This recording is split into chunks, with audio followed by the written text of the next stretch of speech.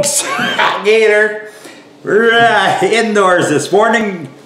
I know I'm supposed to, for you that have been listening there or keeping up to my antics here, I know I'm supposed to do some cast iron welding, but you wait for the weather for that.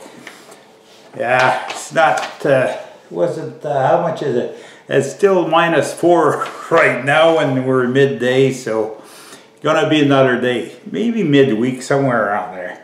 I hope to be tackling that. Okay, so you're probably wondering, what are we gonna do this morning, eh? Well, it's a little bit of a takeoff from Mike McCoy. I see him and he does these chats and I find them interesting, and I said, I'm gonna do a little chat too.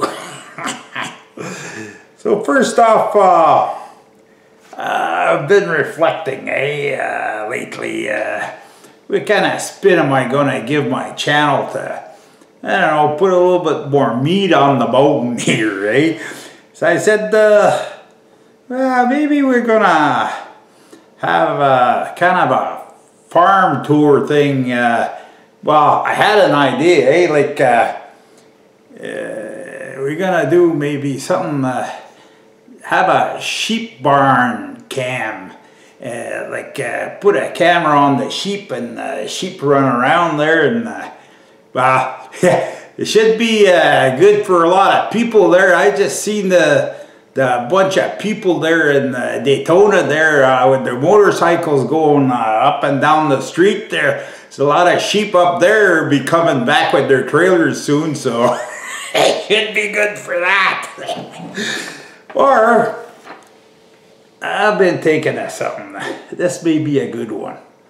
It would be in the DIY kind of thing. It's, I'd call it like, it used to work, but I fixed it.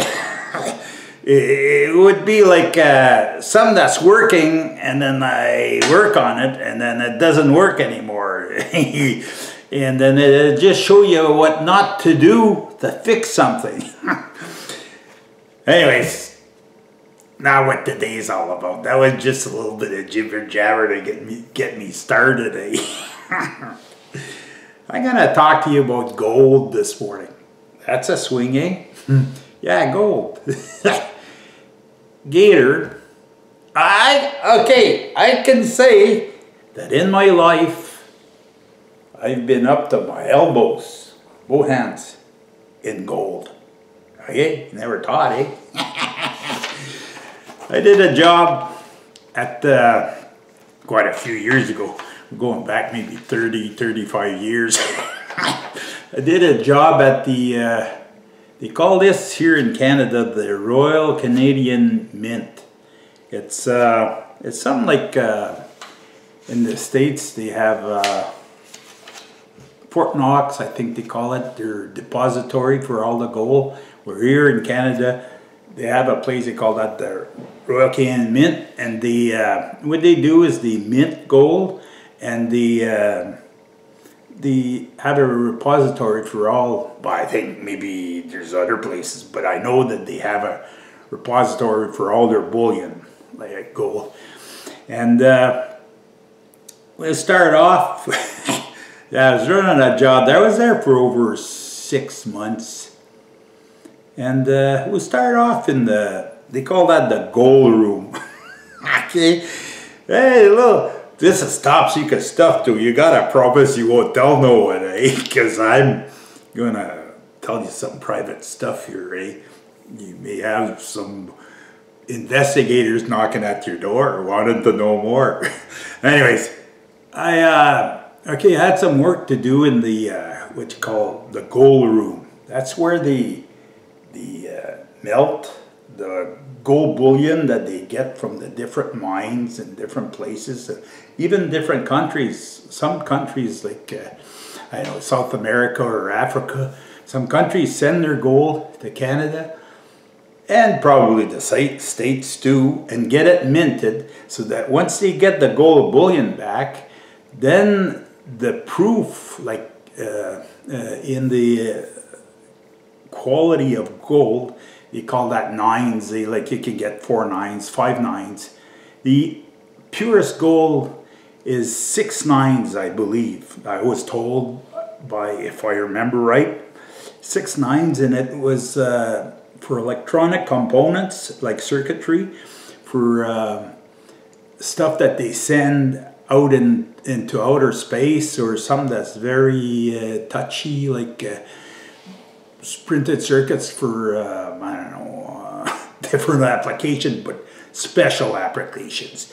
Anyways, we're working again. I got some guys working in the gold room, and I go in there and check on the guys, and they're pouring gold, okay, and they have these molds, and they got these clamps, 2 guys, and they're pouring gold, and then some gold falls on the floor, and it comes not too far from where me and the 2 other guys were, and I look at the gold, with big eyes, and then I look at the guy, he goes like that to me, You don't touch that, That's, well, they'll pick up the big pieces, and the small pieces, what they do with that is they pass a broom. At the end of the day, they pass a broom, and there's slots in the floor, and it's like a little ductwork that goes into a 45-gallon drum down below. They call that the sweeps, and they sweep the floor, and that goes in the barrels, and they have a contractor, and the contractor bids on those sweeps, and every year he bid on the sweeps, and he picks them up. I don't know when he picks them up, but he bids so much, and he gets all the sweeps, and the shakedowns from they had chimneys where, like, when they're melting, and the forges, and not the forge, the burners, well, they got a big chimney, and there's shakers in there, and the soot all comes back down. In that there's gold, probably silver, copper, different minerals. Anyways, that's the gold room story. Now we'll keep on going with this. I remember one time I was, during the time that I was there, I was passing by the loading dock, and there was a truck from Wells Fargo, and he had unloaded it's like skids, and they unloaded that with a tow motor onto the loading dock, and there was bricks, like bricks of gold, So I said, I wonder how much that weighs, So you don't just go and grab a brick of gold and pretend like it's all right, So I asked the guy, I says, can I pick one up? Like the guards there, I said, can I pick one up just to see how much it weighs? He said, why you want to do that? I said, I'll never get a chance to do that. He said, go ahead. So I just pick one up, and it's very, very heavy. Some gold had a dark tinge to it. Some was pink. Like, it's gold that comes from different mines, and they bring them in, like in security trucks, Wells Fargo, or different companies. And another little interesting place that I worked inside there, or some guys for me worked, is where they make the jeweler's gold. It's all, jeweler's gold is like little ball bearings. I don't know if you, little ball bearings, okay? Well, I get in this room. I had 2 guys pulling wire in here in this room. These are all different places, different security. It's not like a run-of-the-mill place, But we passed the security to work in here, and every time when you left one room and you went into another section, you'd get checked, and they'd check you if you had metal on you and things. Anyways, so I'm working in this place where they poured a jeweler's gold, and it's a little wagon. It's about 3 feet long and maybe a foot wide. It's made out of metal. It's got metal wheels. But this little wagon has got about that thick. And it's all little nodules of gold in there. It's jeweler's gold. So I said, look at that, I said to the guy, I says, can I stick my hands in there? He says, why you want to do that? I says, I'll never get a chance to do that in my life. You go ahead. So I stuck my hands in there, I had gold right up to my elbows, both arms right in there. That was fun. I know it's not everybody's bag to do this, but hey, I'll never get my hands in gold like there. I was a chance. I worked in another place too. Well, okay, just before, this was, they call that the gold room, okay? It was a big door, and these little wagons, they were going in and out, and they were hauling the bullion out of there. See, first, outside that room, they got it's a big wheel, and there's a stamp, and they stamp the bullion, then they put it on the little wagons. That's after it's been poured, okay? They pour it in the gold room, they bring it downstairs, then they stamp it with the seal, and then they put it back on the little wagon, then they'll bring it in the gold room. But outside this section, there was a place, I believe it doesn't exist anymore, but this was when I worked, or I did the job there. They had a leach pan. I don't know. I don't know what happened to that. The time I was there, but I didn't see what happened to it. They took it apart and took it out. But they used to leach gold and, I don't know, different minerals if it's leachable. They used to do that in there, eh? And I know that some of I was going to say some of the stuff that come from there went in the river, okay? Last year, that's 25, maybe 30 years after that I worked there, and they're still dredging in the bottom of the river where there was a pipe coming out from in there. And I guess they're finding gold and silver and all sorts of stuff, like from whatever they used. See, a long time ago, eh, they weren't scared. They just threw it in the river, eh, like everybody. That was a place, like you flush your toilet, where did it go? Right in the river. Well, I'm sure that leach stuff there, like they used to be cyanide, eh? They used to leach gold with cyanide, eh? And I didn't know that then, but afterwards I found that out, eh? And I'm sure they used to use that on that table. But anyways, that's neither here nor there. The story here is these little wagons that they hauled the gold with had metal wheels, eh?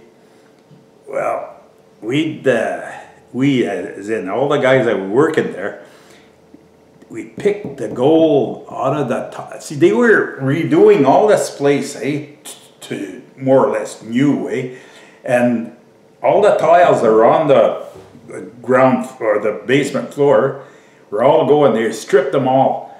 They're going in a dumpster, and they went right to the dump. But before they ripped them all, there's a few guys that found out that there was gold encrusted in the tile. So we take our knife and just pick at it. Sometimes it'd get a decent size of gold. The problem was, I think it was 15 years before we went in there to work, if we got caught outside the premises with anything that belonged to the mint, we acknowledged 15 years in the Crowbar Hotel, eh? So I didn't anyways. I don't know about that. I can't say for the other guys, but I never took nothing out.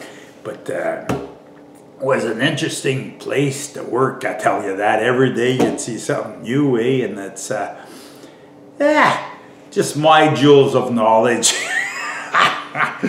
Well, see, when I was working, I worked in an interesting trade, and the thing that I found most interesting was that you never worked at the same place. Like you'd work for 6 months or a year and a half, sawmills. I worked at the nuclear plant on the active side. I worked at, I went to work in the UK, in Britain. worked in Africa. Was always going to work on a different job, different type of work too, way in controls and high voltage. I was licensed, had the five different,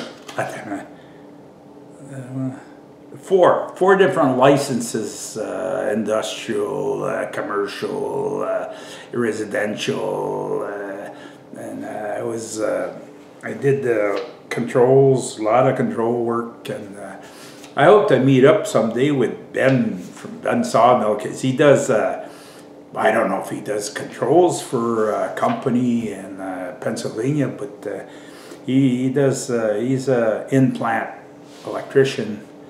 But they do, like us, it wasn't, we were union and we didn't do too much cross-trade, but them, I don't hold that against them by any means. They do a lot of cross-trade, and I respect that. Like, and another thing too is a guy gets a lot of satisfaction at working at something else, and then becoming, when you do something else, you become proficient at doing something else. But anyways, I flap my gums a lot in here. I don't know how long I've been going with this there. It'll be at least a few minutes. So I enjoyed myself, people. We're indoors. It's warm here instead of being out there freezing. I'm gonna be doing some welding soon though. You hang, I don't guarantee nothing. If it's warm and I feel like it, my health has to be in the way that I feel like doing it. Okay, that's it. I'll salute you all. Thumbs up and leave a comment. I usually answer unless I'm really not feeling good. And we'll see you in the next one.